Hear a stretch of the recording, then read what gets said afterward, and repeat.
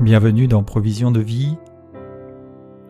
La pensée d'aujourd'hui s'intitule « Non condamné ».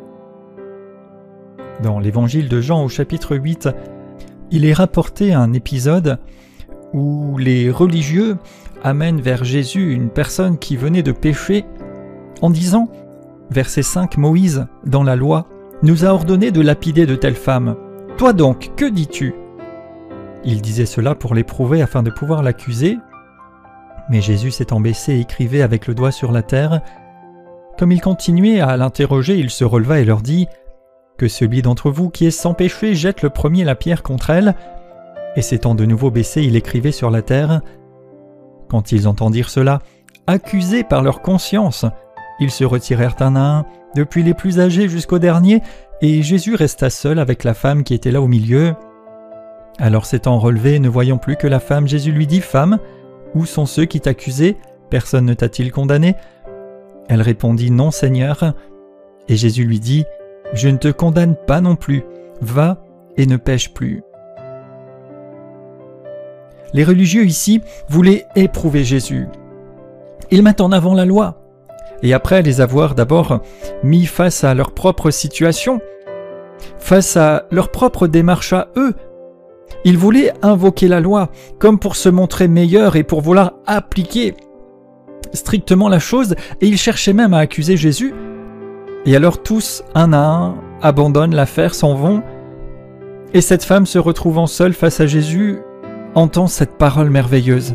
« Je ne te condamne pas non plus. Va et ne pêche plus. » Romains au chapitre 8 nous dit qu'il n'y a maintenant aucune condamnation pour ceux qui sont en Jésus-Christ, car la loi de l'esprit de vie en Jésus-Christ m'a affranchi de la loi du péché et de la mort. Y a-t-il des accusateurs autour de vous ? Avez-vous peut-être même fait des choses qui méritent d'être accusées ou peut-être condamnées face à la loi, face aux exigences religieuses ou même de bienséance ? Et peut-être pensez-vous que Jésus lui aussi ou Dieu lui-même aussi vous condamne et que tout est perdu pour vous. Mais entendez aujourd'hui cette parole de Jésus. Je ne te condamne pas non plus. Il n'y a pas de condamnation en Christ.